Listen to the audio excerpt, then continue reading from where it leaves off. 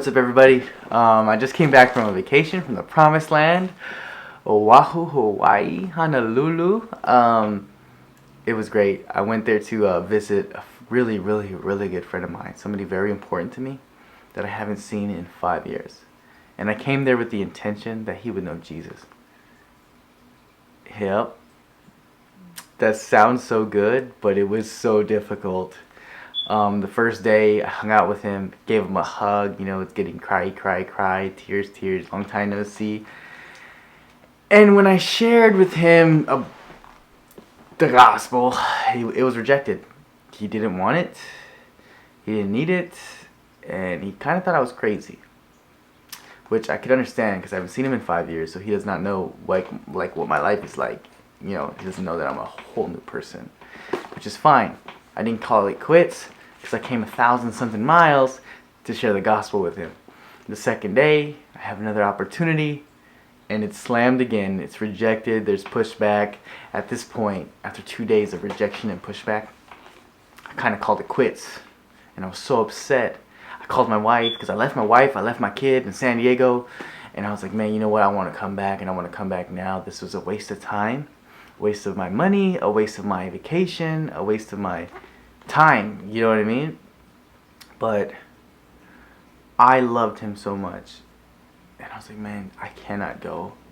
I cannot call it quits because he needs Jesus, period. He needs Jesus, and I'm going to continue to stay here and strive and give it all that I got. This way, if I would go home, I know in my heart that I left many seeds in his heart.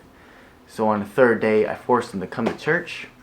Trying to make this long story short, and we went to New Hope Christian Fellowship. There's a famous senior pastor there. His name is Wayne Cordero. And I was like, okay, if I can't say the right words or share the right stories, Wayne Cordero definitely can. Great message. It's one of those messages that were really pointed towards my good friend. It didn't work. They did an altar call in the end. Right when I did the altar call, there's a baby crying. He's distracted. It didn't work. I left that church really mad, really upset. And I'm like, you know what, Lord? You tell us to share the gospel. You tell us to preach your name, bring souls to the kingdom. And I've been trying for 3 days now, and there's no progress. So I was really upset, but I tried to cling to the fact that Jesus is faithful, and I truly believe it. And on that third day, on the very night, I felt like God was just telling me, stop trying to evangelize. Stop trying to pastor him. Just be his friend. So I did that, and we hung out, relaxed, and finally we got to tough questions. When I asked him about how's life in Hawaii, what are your struggles? What are you going through? And it opened the door.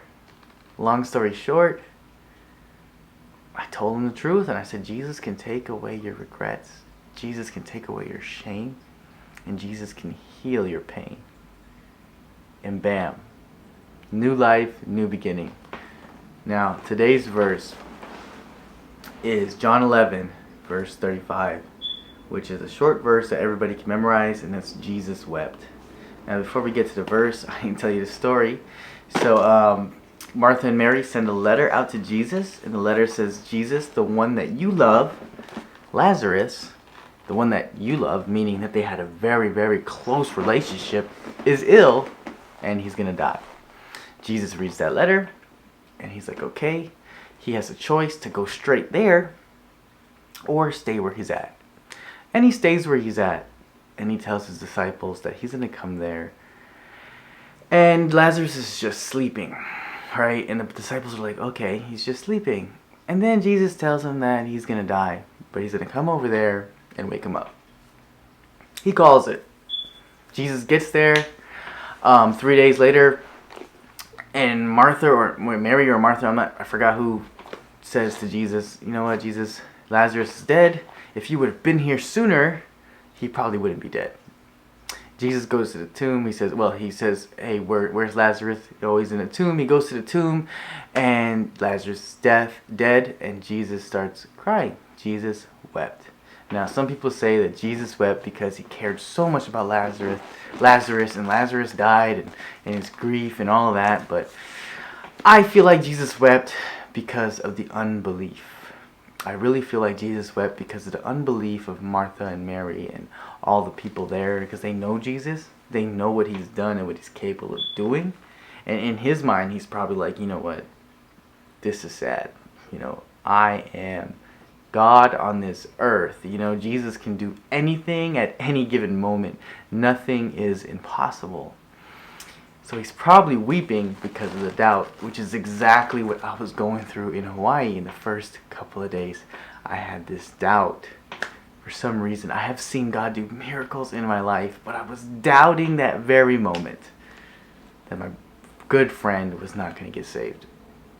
So Jesus goes over there, even though there's so much doubt, and he's sad that they're all doubting the Messiah and the power of God, and he says, Lazarus, get up.